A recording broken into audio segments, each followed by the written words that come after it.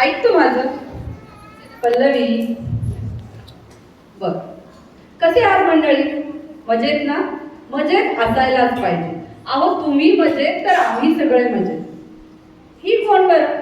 तुम्हाला प्रश्न पडला असेल, ही कोण? ही अशी का रुसली आहे? तर ही माझी मुलगी पल्लवी. आज थोडीशी रुसली आहे, थोडीशी उदास झाली आहे, थोडीशी नाराज झाली आहे. का बरं नाराज झाली आहे मलाही कळेना. पण नंतर मी मागोस घेतला तेव्हा मला कळालं की तिच्या शाळेमध्ये तिच्या बाईंनी तिला एक गृहपाठ दिला. गृहपाठ म्हणजे काय रे? खूप छान, मस्त. गृहपाठ म्हणजे होमवर्क. मग असा एक गृहपाठ तिच्या बाईंनी तिला शाळेमध्ये दिलाय आणि तो ऐकून ती नाराज झाली. काय आहे माहितीये तो गृहपाठ? तो गृहपाठ आहे साहित्याचे प्रकार लिहून आणा. अरे बापरे, साहित्य? आमच्या या येडूबाईला साहित्य म्हणजे वेगळीच कल्पना आहे.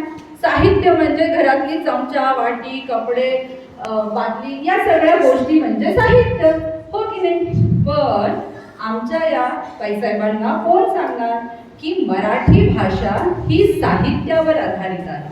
साहित्याचे जे वेगवेगळे प्रकार आहेत त्याच्यावर आधारित आपली मराठी भाषा ओळखली जाते. आणि हे सुद्धा एक वेगळ्या प्रकारचं उत्तम साहित्य असतं, हे जाणून घ्यायला पाहिजे. आणि याचीच ओळख करून देण्यासाठी मी एक आगळा वेगळा प्रयोग केलेला आहे. आणि त्या आगळ्या वेगळ्या पद्धतीने तिला आणि त्याचबरोबर तुम्हालाही मी साहित्याची ओळख करून देणार आहे. सो सगळेजण तयार आहात? तर पल्लवी, अगं पल्लवी, बघ तरी तुला भेटायला कोण आलंय? मला भेटायला? हो, कोण आलंय?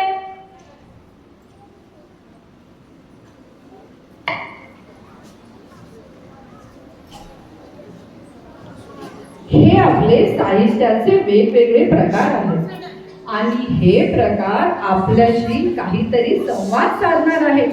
पल्लवीला काहीतरी समजून सांगणार आहे. तुम्हीही ते लक्ष देऊन ऐका बरे.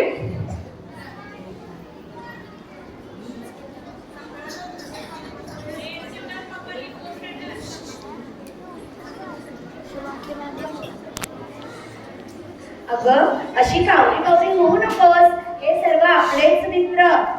तुला माहितीये आपली ओळख फार पूर्वीपासून आहे. आपली ओळख? ती कशी काय? हो, माझे दुसरे नाव गोष्ट. अगदी लहानपणापासून आईच्या, मामाच्या, काकांच्या सगळ्यांच्या तोंडून तू पंचतंत्रातील, हिसाब नीतीतील गोष्टी ऐकल्या असतील आणि ऐकता ऐकता वाचायची सवय लागते ना. हो, आता मला आठवलं. लहानपणी आई, आजी उंदीर, हत्ती, घोडा, ससा या सगळ्यांची गोष्ट सांगायची. बरं का पल्लवी, आश्चर्यकारक सुरुवात आणि परिणामकारक शेवट हे माझे खास वैशिष्ट्य. कथा तुझे काही प्रकार असतात का ग? कारण आजच बाई मला म्हणाल्या शाळेत, चला आज आपण समजकथा शिकूया. हो, अगदी बरोबर. माझे अनेक उपप्रकार आहेत. विज्ञान कथा, परीकथा, बोधकथा, ऐतिहासिक कथा आणि शिवाय नाटक, चित्रपट, मालिका या सर्वांचं मूळ म्हणजे कथा. कथेशिवाय कोणतीच प्रतिकृती उत्तम होऊ शकत नाही. कथा, तुला लिहिणाऱ्या काही लेखकांची नावं सांगशील? हो, सांगेल की. विवा शिरवाडकर, बब्बू काळे, चिवी जोशी हे सर्व एकदम उत्तम लेखक. त्याचबरोबर त्यांनी मराठी भाषा उंचावली आहे. तसेच मराठीमध्ये खूप सारी छान कामगिरी केली आहे. आता तुझ्या पुढच्या भेटीला बघ कोण आले. कोण बरं आलंय? काय पल्लवी, आवडली का कथा?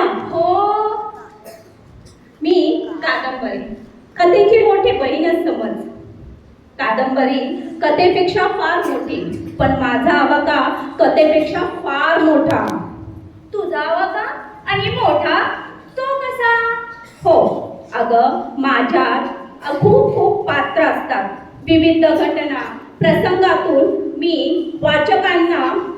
वाचकांची हळूहळू उलगडा करत असते आणि वाचता वाचता त्यांना त्या कथेमध्ये पुढे काय आहे हा विचार करत करत त्यांना माझ्या कथेमध्ये पूर्णपणे गुंतून ठेवते. खरंच ग, तुझा आवाका तर फार मोठा आहे. बरं का पल्लवी, साहित्य क्षेत्रातील मानाचा ज्ञानपीठ पुरस्कार वि.स. खांडेकर यांना मिळाला होता. त्यांचा हा जो पुरस्कार मिळाला होता त्यावेळेस मराठी माणसाची मान अभिमानाने ताठ झाली होती. साहित्य प्रकार हा इथेच संपत नाही, तो अजूनही पुढे आहे. कथा, कादंबरी आणि बघ तुझ्या भेटीसाठी कोण आली आहे ते, ही बघ कविता. कोण आले? हो कविता, हिरवे हिरवे गार गालीचे हरित तृणांच्या मखमालीचे, त्या सुंदर मखमालीवरती फुलराणी खेळत होती. काय पल्लवी, ओळखलत का मला? अगं मी कविता. माझी ओळख फार पूर्वीपासून नाही का? हो, आता मला आठवलं. श्रावण मासी हर्ष मानसी हिरवळ दाटे चोहीकडे. आता मला आठवलं. अगदी बरोबर. अगं माझं रूप छोटस, आटोपशीर मोजक्या शब्दात पण फार मोठा आशय मांडते, हे माझं वैशिष्ट्य. आणि यमक, अनुप्रास यासारख्या अलंकारांनी कविवर्य मला अधिक सुशोभित करतात. बरं मला सांग, अजून काय काय माहिती आहे तुला? हो ग, तुझी रचना मांडणी इतकी सुंदर, इतकी छान असते ना की तुझं गाण्यातही रूपांतर होतं. छान निरीक्षण आहे बरं तुझं. बरं मला सांग, तुमच्या गुरुवारी स्कूलमध्ये मराठी दिन साजरा करतात का? हो, करतात. कधी? 27 फेब्रुवारी. 27 फेब्रुवारीच का बरं? मला नाही सांगता येणार. 27 फेब्रुवारी हा कवी कुसुमाग्रज म्हणजे वि.वा. शिरवाडकर, विष्णू वामन शिरवाडकर यांचा जन्मदिवस. आणि त्यांच्या विशाखा या काव्यसंग्रहाला मोठा ज्ञानदीप पुरस्कार मिळाला आहे. बरं एवढंच नाही, कथा, कादंबरी आणि कविता या सगळ्यांचं एकत्रीकरण म्हणजे नाटक. तर चल तुला दाखवते काय असते नाटक. पल्लवी, तुझ्यासारखी माझे बाल मित्रमैत्रिणी इथे जमलेत, पण त्यांना एक प्रश्न विचारावासा वाटतोय. असं होतं का कधी की शाळेमध्ये चाचणी, टेस्ट आहे आणि काही आपले मित्र येतात, मॅम स्टमक पेन, त्याला काय म्हणतात बरं? नाटक. आणि मला हे नाही खायचं, माझं पोट भरले, मला ही भाजी नाही आवडत. मग आई काय म्हणते, खूप झाली तुझी टिंब टिंब टिंब. काय? नाटक. पण हे झालं आपल्या स्तरावर. पण नाटक म्हणजे काय? आता तुम्ही जो करता तो आहे अभिनय. अभिनय म्हणजे काय? ऍक्टिंग. हो ना, अभिनय म्हणजे ऍक्टिंग. पण नाटक तुमच्या लेवलचे जे तुम्ही फक्त काही क्षणापुरतं करतात, बरोबर ना, थोड्या वेळासाठी. Stomach pain because test is there. I have not completed. No no no, I have completed my homework. पण माझी वही कुठे आहे? बघा किती हुशार बोले. म्हणजे ही सुद्धा नाटकाचा एक भाग आहे. नाटक हे कथा संवादातर्फे मांडली जाते आणि अभिनय करून, जसं आम्ही अभिनय करतोय ना तसं सर्वांसमोर मांडली जाते. नाटकाचे अनेक प्रकार आहेत, सर्वांनी लक्षात ठेवा बरं का. ऐतिहासिक नाटक, रायगडाला जेव्हा जाग येते. विनोदी नाटक, विनोदी नाटक, मला सांगा सुख म्हणजे नक्की काय असतं. आणि त्यानंतर कुणाला दुसरं नाटक माहितीये का?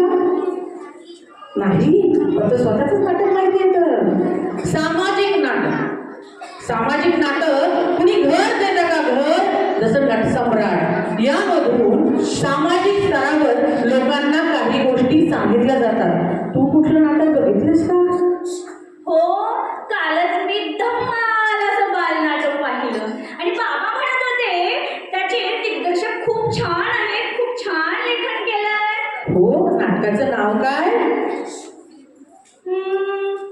विसरले. अलबत्त्या गलबत्त्या. अलबत्त्या गलबत्त्या. आणि बघितले हे नाटक? अलबत्त्या गलबत्त्या बाल नाट्य आहे हे. बघा माझ्या मित्रांनो, आपल्यातलं कुणीही नाटक बघितलेलं नाही. नाटक 3 तासाचं असतं, 3 अंकी नाटक. तिथं जे लोक येतात कलाकार त्यांची कथा संवाद तुमच्या समोर मांडतात. चित्रपटासारखं नाही, शूटिंग नसतं. ठीक आहे, ते स्टेजवर येतात, रंगमंचावर येतात आणि पाठांतर करून अभिनय डायरेक्ट दाखवतात तुमच्या समोर. तर तुम्ही नाटक बघणार ना? तुमचं आम्हाला बघायचं नाहीये, आपल्याला कलाकारांचं नाटक बघायचंय. ठीक आहे, यानंतर पुढचा साहित्य प्रकार. नमस्कार मित्रांनो. काय ग पल्लवी, ओळखलंस मला? नाही. अगं मी आत्मचरित्र. तू ऐकलंयस कधी? नाही. हे बघ, ही मराठी साहित्यातला एक प्रकार. तुला माहिती चरित्र आणि आत्मचरित्र यातला काय फरक आहे तो? नाही. बरं, हे बघ, चरित्र म्हणजे काय तर लेखकाने एखाद्या थोर व्यक्तीच्या जीवनाचं यथार्थपणे केलेलं वर्णन म्हणजेच काय? चरित्र. आणि आत्मचरित्र म्हणजे काय तर लेखकाने स्वतःच्या जीवनाचा घटनाक्रम, प्रसंग, त्यानंतर वेगवेगळ्या वर्णांचं केलेलं वर्णन म्हणजेच काय तर आत्मचरित्र होय. तुला आत्मचरित्राच्या दिग्गजांची नावं माहिती का? नाही. बरं, मी सांगते तुला. आत्मचरित्राचे काही दिग्गज आहेत ते म्हणजे सुनीता देशपांडे, डॉक्टर बाबा आमटे, डॉक्टर जयंत शिरळेकर हे माझे प्रसिद्ध लेखक आहेत. कळलं तुला आत्मचरित्र म्हणजे काय? हो. आता पुढचा नंबर कोण आहे बरं? मी प्रवास वर्णन. का ग, तू नाही बोलणार माझ्याशी? का नाही बोलणार? बोलणार ना, मी पण तर बोलणार. अगं मीच तुला दूर दूरच्या गावी देशी फिरवणारी. ते कसे काय? एखाद्या ठिकाणाहून आल्यानंतर त्या ठिकाणाची, प्रवासाची अगदी जशीच्या तशी माहिती मी वाचकांपर्यंत पोहोचवतो. त्या ठिकाणाची माहिती रटाळ, कंटाळवाणी न वाटता ती रोचक, मनमोहक शब्दात मांडणे हेच लेखकाचे कसब. लेखक त्या ठिकाणाच्या माहितीबरोबरच निसर्ग वर्णन, व्यक्तिचरित्र यांबद्दल माहिती अगदी छान शब्दात मांडतो. अरे वा, किती छान. म्हणजे पैसे नाही, तिकीट नाही, विमान नाही, तरी पण तुझ्या माध्यमातून आपण कुठे पण जाऊ शकतो. अगदी बरोबर, हेच तर माझे वैशिष्ट्य. आणि याचमुळे पु ल देशपांडे, गंगाधर गाडगीळ यासारख्या लेखकांनी त्यांच्या लेखनातून मला प्रसिद्ध केले आहे. आणि आम्हा सर्वांमुळेच तर मराठी साहित्याला शोभा आली आहे. अरे वा, किती छान. खूप छान माहिती सांगितली तुम्ही सगळ्यांनी. याचा मला खूप फायदा होईल. माहितीये, माझं लेखन कौशल्य वाढेल, शब्दभंडार वाढेल आणि साहित्याची ओळख पण होईल बरं का. किती छान. अगदी बरोबर पल्लवी, अगदी व्यवस्थित समजलेलं आहे माझ्या पल्लवीला की साहित्य म्हणजे काय. तिच्या चेहऱ्यावरचा आनंद बघताय तुम्ही, किती आनंदी आहे ती. हो ना? आणि पण पल्लवी, तुला एवढ्यावर थांबून चालणार नाही. मग अगं, तुला या साहित्य प्रकारांची ओळख करून घ्यायची असेल, अजून ओळख करून घ्यायची असेल तर तुला पुस्तकं वाचावी लागतील. तर तुला अजून खोलवर हे साहित्य प्रकार कळतील. आणि हे साहित्य प्रकार कळाले की आयुष्य कसं सुंदर होणार आहे. हो ना? म्हणून तुला पुस्तकांशी मैत्री करावी लागेल, ज्यामुळे आपली वैचारिक पातळी वाढते, ज्यामुळे आपलं ज्ञान वाढतं, ज्यामुळे आपली भाषा वाढते. हो ना? म्हणून पुस्तकांशी मैत्री करणं हे आपलं प्राथमिक कर्तव्य आहे.